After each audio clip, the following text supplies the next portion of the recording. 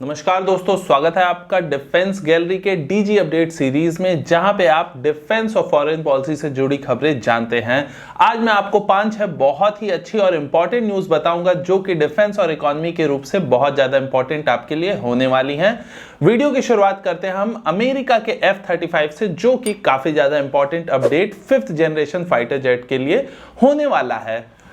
तो आज अमेरिका का F-35 जेट, आप जानते होंगे कि लगभग दुनिया में इसे नंबर 1 माना जाता है, या आप कह सकते हैं नंबर 2 अगर आप F-22 रैप्टर को हटा देते हैं। लेकिन अब ये एक क्वालिटी ऐसी हो जाएगी F-35 की जिसमें कि ये ऑफिशियली बीट करने वाला है F-22 रैप्टर को भी, साथ ही साथ दुनिया के बाकी भी जितने 5th जनरेशन फाइटर जेट हैं, चाहे वो चाइना का हो, चाइना वाला तो 4th जनरेशन है, चाहे वो रशिया वाला Su-57 हो या कोई और हो, कैसे बीट करने वाला है। तो अभी तक कोई भी 5th जनरेशन फाइटर जेट ऐसा नहीं था जो कि अपने इंटरनल बे में, इंटरनल वेपन बे जो होता है उसका, उसमें कोई भी ऐसा 5th जनरेशन फाइटर जेट नहीं है जो कि किसी न्यूक्लियर बॉम्ब को कैरी कर सके।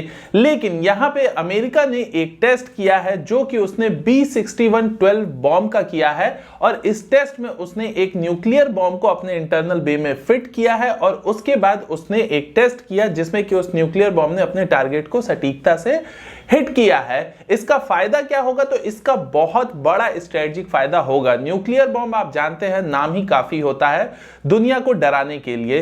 तो न्यूक्लियर बॉम्ब प्लस F-35 का स्टेल्थ मोड, जैसे कोई F-35 या कोई भी फाइटर जेट जो 5th जनरेशन का है, वो इंटरनल बे में अगर वेपन नहीं ले जाता है तो उसका जो रडार क्रॉस सेक्शन है वो बहुत ज्यादा बढ़ जाता है। जैसे ही वो अपने विंग्स में बॉम्ब्स को लगाते हैं तो उससे क्या होता है कि दुश्मन उन्हें आसानी से ट्रैक कर सकता है। मतलब इतना भी आसान नहीं होता, लेकिन उसके कंपैरिजन में तो बहुत आसान हो जाता है अगर आपने इंटरनल बे में वेपन रखा है। तो F-35 या फिर बाकी जितने भी 5th जनरेशन फाइटर जेट हैं, उन सब में आप बॉम्ब्स तो लगा सकते थे, लेकिन वो छोटे छोटे बॉम्ब्स थे जो कि न्यूक्लियर अटैक के लिए काबिल नहीं थे, और उनके साथ आप अगर अटैक करते हो तो अटैक तो हो जाता है F-35 से, लेकिन नुकसान ज्यादा नहीं कर सकते। तो अमेरिका ने यहाँ पे एक नया माइलस्टोन अपने F-35 के लिए अचीव किया है। ये टेस्ट F-35 के A वर्जन से किया गया था, इसके और भी 2 वर्जन आते हैं, तो वो तो एक बार टेस्ट हो गया तो आगे बाकी सब में भी इंटीग्रेट हो जाएगा। लेकिन अमेरिका ने F-35 में एक नई बहुत बड़ी ताकत ऐड कर दी है। अब देखना होगा कि क्या इस ताकत से बाकी दूसरे देशों में, अमेरिका का काफी मार्केट तो है ही, हो सकता है अमेरिका को F-35 की ये कैपेबिलिटी बढ़ा के दूसरे देशों को और ज्यादा, वो आप कह सकते हैं कि करीब ला सकता है। हालांकि वो न्यूक्लियर टेक्नोलॉजी तो दे पाएंगे नहीं किसी को ऐसे को जो ऑलरेडी न्यूक्लियर बॉम्ब जिनके पास नहीं है। खैर, बढ़ते हैं हम अपनी अगली न्यूज पे। रशिया का कौन सा पानी? तो पीटर द ग्रेट गल्फ, इस जगह पे एक अमेरिकन डिस्ट्रॉयर रशियन वाटर में घुस गया, जिसके बाद रशियन जो वहां पे एंटी सबमरीन वॉरफेयर का काम करने वाले वहां पे शिप्स रहते हैं, उन लोगों ने उसके बाद वार्निंग इशू किया अमेरिकन डिस्ट्रॉयर को, और उसके बाद अमेरिका का वो जो डिस्ट्रॉयर है वो वहां से पीछे हटा। इन दिनों आपने सुना होगा कि अमेरिका के जो शिप्स हैं या फिर अमेरिका के आप कह सकते हैं बॉम्बर हो या कोई और एयरक्राफ्ट हो, वो चाइनीज एयर स्पेस में काफी ज्यादा घुस रहे हैं। लेकिन रशियन स्पेस में घुसने का ये पहला आप कह सकते हैं एग्जाम्पल सामने आया है, क्योंकि रशियन एयर स्पेस में नहीं, जो कि रशिया में यहाँ पे समुद्री रास्ते में अमेरिका उनकी सीमा में घुसा था, और वो गलती से घुस गए थे या जानबूझ के, अब ये तो वही लोग बेहतर जानते होंगे। बहरहाल रशिया ने उन्हें बाहर कर दिया है, और ये अक्सर होता रहता है चाइना के भी साथ। चाइना कुछ दिनों से नहीं कर रहा है, लेकिन चाइना भी अक्सर ये चीज करता रहता है, और अमेरिका इस समय रशिया के साथ कर रहा है और चाइना के भी साथ ये चीज कर रहा है। बढ़ते हम अपनी अगली न्यूज पे। अगली न्यूज इंडियन आर्मी की ओर से है। इंडियन आर्मी ने आज ब्रह्मोस मिसाइल का एक सक्सेसफुल टेस्ट किया हुआ है। यह मिसाइल ब्रह्मोस का एक्सटेंडेड रेंज वर्जन था या फिर ब्रह्मोस का पुराना वर्जन था, यह क्लियर नहीं हो पाया है, लेकिन यह टेस्ट अंडमान निकोबार आइलैंड में सक्सेसफुली हुआ है। और इसके बाद इसी वीक में भारतीय वायुसेना और भारतीय नौसेना, ये दोनों ही सेनाएं अभी एक और टेस्ट करने वाली हैं। क्यों ये तीनों सेनाएं एक साथ एक ही हफ्ते के अंदर 3 टेस्ट कर रही हैं, वो सब कुछ मैंने सुबह की डिटेल वाली वीडियो में बताया हुआ है, जो मैंने ब्रह्मोस टेस्ट के ऊपर बनाया था। लिंक आपको आई बटन पे मिल जाएगा, आप वहां से वो वीडियो सेपरेटली देख सकते हैं। हम बढ़ते हैं अपनी अगली न्यूज पे। तो अगली न्यूज यहाँ पे बहुत बड़ी है दोस्तों, इंडियन गवर्नमेंट की ओर से। इंडियन गवर्नमेंट ने यहाँ पे 43 चाइनीज ऐप्स को बैन किया है फिर से। मतलब आप देखिए कि चाइना के ऑलरेडी सैकड़ों ऐप्स भारतीय सरकार बंद कर चुकी है, लेकिन उसके बावजूद कुछ पुराने और कुछ नए ऐप्स भी आते जाते हैं मार्केट में। उन सब को मिला के अगेन 43 चाइनीज ऐप्स को भारतीय सरकार ने बैन किया है। और यहां पे ऐसा नहीं है कि ये कोई चुटपुट ऐप है, ये बहुत बड़े ऐप्स भी इसमें नाम है, जिसमें कि अलीबाबा का नाम है।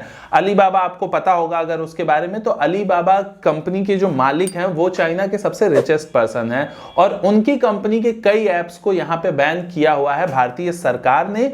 और साथ ही साथ बहुत सारे और भी ऐप्स को बैन किया गया है। इस बैन से आप ये तो समझ ही सकते हैं दोस्तों कि जो ये अभी मीडिया रिपोर्ट्स कुछ दिनों पहले चली थी कि डिसएंगेजमेंट हो रहा है, बाकी चीजें हो रही हैं, मुझे लगता है शायद वो सिर्फ एक अफवाह थी या कोई चीज हुई होगी बात, लेकिन वो चीज ग्राउंड पे हो नहीं पाई है। यानी कि बॉर्डर पे सिचुएशन बिल्कुल टेंस है, क्योंकि अगर बॉर्डर पे सच में डिसएंगेजमेंट हो रहा होता, चीजें अच्छी हो रही होती, तो उसमें अचानक से फिर से 43 ऐप्स को बैन करने की बात नहीं होती। लेकिन यहां पे 43 ऐप्स को अगेन बैन कर दिया गया है, नए ऐप्स को। तो आप समझ सकते हैं कि बॉर्डर पे जो भारत चाइना का विवाद है वो अभी तक बिल्कुल एज इट इज बना हुआ है जैसे वो पहले था, और ये काफी चिंता वाली बात है।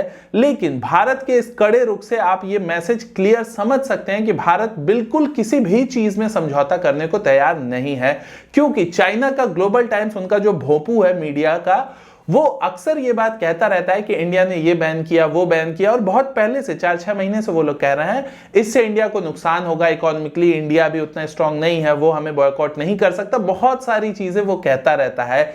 लेकिन उसके बावजूद इंडिया एक के बाद एक स्टेप्स लिए जा रहा है। इसका मतलब तो साफ है कि इंडिया पूरी तरीके से तैयार है, बॉर्डर पे कुछ सुधरा नहीं है। आगे क्या होगा, जैसा भी होगा हम आपको बताएंगे। हम यहां पे बढ़ते हैं अपनी अगली न्यूज पे।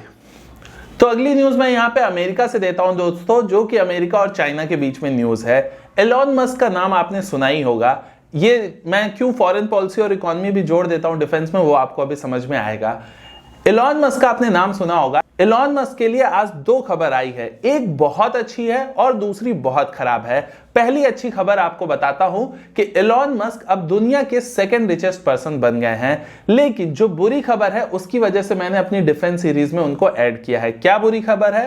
तो एलॉन मस्क की जो कंपनी है टेस्ला, उनकी बेसिकली स्पेस एक्स भी एक कंपनी है, टेस्ला भी है, और एलॉन मस्क जो रिचेस्ट पर्सन बने हैं उसमें टेस्ला का ही सबसे ज्यादा योगदान है। ये आप इलेक्ट्रिक कार्स बनाती है टेस्ला। तो टेस्ला की कंपनी को जब उनको सेटअप करना था, उसकी फैक्ट्रीज लगानी थी, तो इंडिया में प्रधानमंत्री मोदी से भी बात हुई थी उनकी, लेकिन वो बहुत कुछ फ्री सर्विसेज चाह रहे थे इंडिया में। तो भाई इंडियन गवर्नमेंट के जो नॉर्म्स हैं उस हिसाब से उन्हें बता दिया गया था, लेकिन उन्होंने इंडिया छोड़ के अपनी फैक्ट्री का सेटअप कर लिया था चाइना में। कुछ चाइनीज बैंक से उन्होंने लोन भी ले रखा है अपनी कंपनी के नाम पे और अपना सेटअप कर लिया चाइना में। अब जब चाइना में आपने सब कुछ सेटअप करा है, वहां के लोगों को आपने हायर करके रखा है, तो आज आप परेशान क्यों हैं? क्यों परेशान हैं?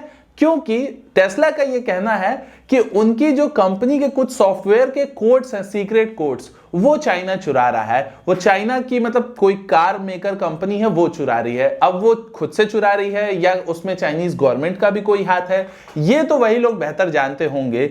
लेकिन ये उम्मीद है अमेरिका के लिए और बाकी भी देशों के लिए जो इंडिया और चाइना को कंपेयर करते हैं ना, कि भाई चाइना में हम चले जाएं, वहां पे 4 चीजें सस्ती मिल जाती हैं, उसका उनको खामियाजा भुगतना पड़ेगा।